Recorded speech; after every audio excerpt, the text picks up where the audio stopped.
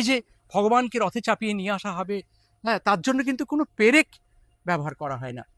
যারা মন্দিরের বংশ পরম্পরায় যারা, তাদেরই কিন্তু নতুন যারা প্রজন্ম, তারাই এই কাজটা করবেন এবং তারা এটা শিখে আসছেন। চাকা তৈরির জন্য প্রত্যেকটি আলাদা আলাদা চাকা আছে। আপনারা জানেন যে 16 চাকা, 12 চাকা, 14 চাকা এতগুলো তৈরি হয়। তো 16 চাকা মানে 16 কলার সঙ্গে আমরা যদি সম্পর্ক নিয়ে আসি, তাহলে এগুলো পরের ব্যাপার, এগুলো আমরা পরবর্তী ক্ষেত্রে বিশ্লেষণ করব। কিন্তু চাকা এবং মূল কাঠামো তৈরি করার জন্য এবং পাটাতন তৈরি করার জন্য যে কাজগুলো ব্যবহৃত হয়, তার মধ্যে একটা যেমন বললাম ফাঁসি, তেমনি অন্য আর একটা গাছের নাম আপনাদের মানে নামটা শুনলেই হয়তো আপনাদের কোনো একটা জায়গার নাম মনে পড়তে পারে। তার নাম হচ্ছে আসান, টার্মিনালিয়া বেলেরিকা এর হচ্ছে বিজ্ঞানসম্মত নাম। আসান গাছ, এটা অগ্নি প্রতিরোধী আমরা এখন জেনেছি, যেটা ফায়ার রেজিস্ট্যান্ট। কিন্তু যখন এটা শুরু হয় তখন তো তারা জানতেন না। কিন্তু কি দূরদৃষ্টি সম্পন্ন মানুষ তারা ছিলেন যে তারা জানতেন কোনটা উইপোকা প্রতিরোধী। যেমন ভৌরা বলে একটা গাছ আছে, বহিনিয়া রেসিমোজা, সেটা উইপোকা লাগে না। তারা জানতেন যে যে গাছগুলো দিয়ে প্রকৃত অর্থে রথ বানানো হবে এবং সেই রথ কোনোভাবেই বিনষ্ট হবে না বা নষ্ট হবে, মানে রথের যতদিন থাকবে রথখালাতে ততদিন এই গাছগুলো নষ্ট হবে না। তো আমি অবাক হয়ে যাই তাদের এই যে জ্ঞান, যে ট্র্যাডিশনাল যে জ্ঞান, যেগুলো আজকে আমরা কথা বলছি, আমরা ভাবছি যে বিষয়গুলো নিয়ে, তারা এগুলো আগেই অনুমান করে গেছেন। তো আমি গাছগুলোর একটু নাম বলে যাচ্ছি, তার মধ্যে আপনাদের কিছু পরিচিত নাম পাবেন এই রথ এবং মূল কাঠামো তৈরি করতে যেগুলো লাগে। নিম লাগে, ভগবান নিজেই তো দারু ব্রহ্ম, আপনারা জানেন। নিম, বহেরা লাগে, ভৌরা লাগে, শিবালিম্ব বলে একটা গাছ আছে, অনেকটা শাল গাছের মতো দেখতে, অ্যালসানিয়া এর প্রজায় এইটা তার নাম। তারপরে হচ্ছে শাল গাছ লাগে। কিন্তু এই গাছে, এই যে এতগুলো গাছ, প্রতি বছর যে এত গাছ কেটে নেওয়া হচ্ছে, তো এই কিন্তু পূরণ করতে হবে। প্রকৃতি দেবী ভগবানকে তুষ্ট করতে গিয়ে প্রকৃতির যে ভারসাম্য খানিকটা নষ্ট হচ্ছে, এই কথা ভেবেই হয়তো, আমার মনে হয় এই কথা ভেবেই হয়তো এই বৃক্ষ পুজো এবং রথযাত্রার দিনে, বিশেষ করে রথযাত্রার দিনে বৃক্ষরোপণের একটা আয়োজন সেই তার 1200 শতাব্দী থেকে চলে আসছে।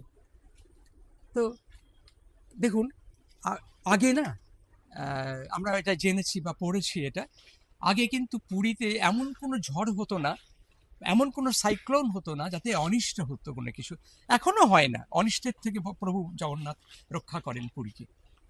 কিন্তু এটাও তো সত্যি কথা যে অনেক গাছ এই প্রবল ঝড়ে নষ্ট হচ্ছে। জলবায়ুর পরিবর্তন হয়েছে, জলবায়ুর পরিবর্তন আমাদের শুধু ভারতবর্ষের নয়, ভারতবর্ষের তাপমাত্রা বাড়ায়নি, ইউরোপিয়ান দেশ যারা ঠান্ডা দেশ সেখানেও জানেন তারা হাঁসফাঁস করছে, যেখানে এসি কাজে লাগে না সেখানেও তারা হাঁসফাঁস করছে গরমের জন্য। এবং তারাও এখন এই প্রবল গরমে কষ্ট পাচ্ছে। মানে জলবায়ুর পরিবর্তন মানুষকে যেমন কষ্ট দিচ্ছে, তেমনি প্রকৃতির ভারসাম্য কিন্তু নষ্ট হচ্ছে।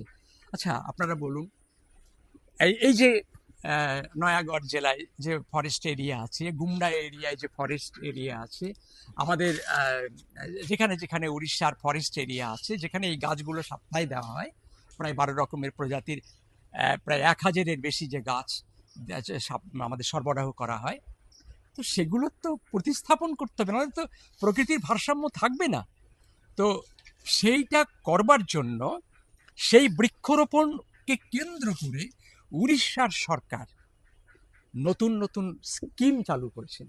এবং আপনারা শুনলে অবাক হয়ে যাবেন যে উড়িষ্যা জগন্নাথ দেবের নামে, জগন্নাথ বন প্রকল্প নামে 45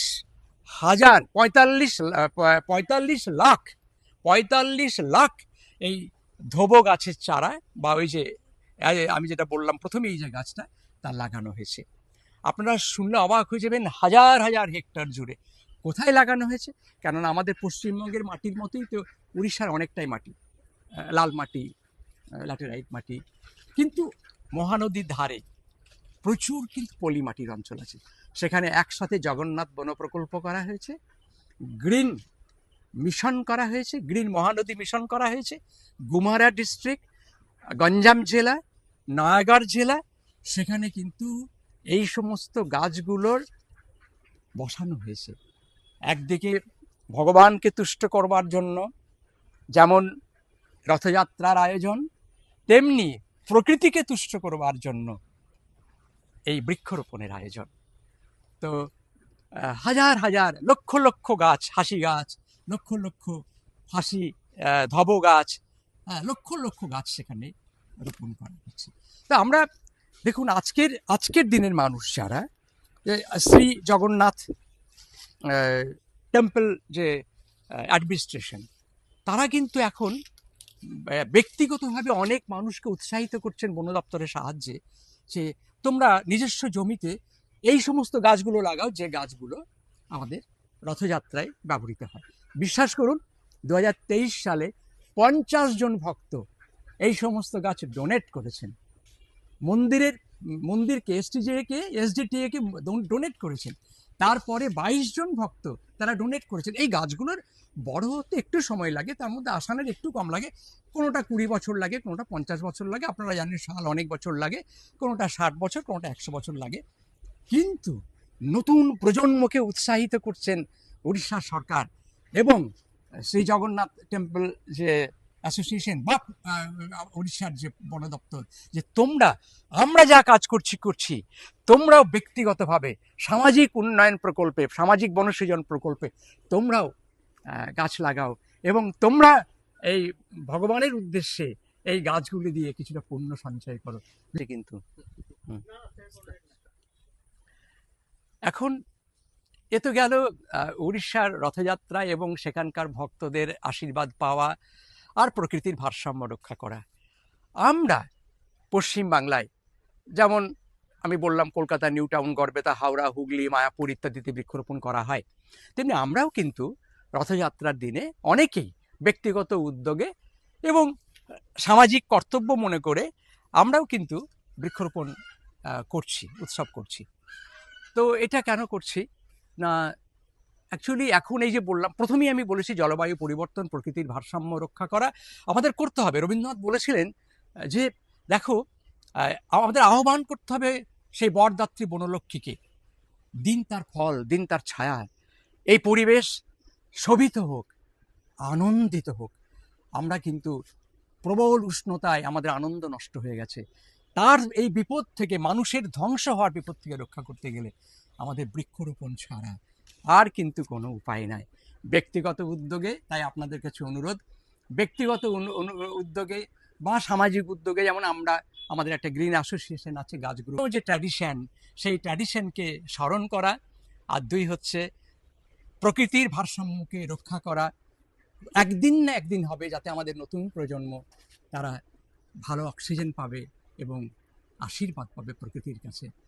আজকে এই একটা নিত্যনন্দন এই কাজটা করছেন, যে তারা রথযাত্রার সঙ্গে এই যে বৃক্ষরোপণের একটা সম্পর্ক জুড়ে এরকম একটা বিষয় মানুষের কাছে উপস্থাপিত করার চেষ্টা করেছেন। তার জন্য সত্যিই নিত্যনন্দনের কাছে আমি কৃতজ্ঞ এবং আমার ধন্যবাদ জানাচ্ছি যে এটা মানুষের কাছে সম্প্রচারিত হোক এবং মানুষ আসন্ন বিপদ থেকে মুক্তি পাক।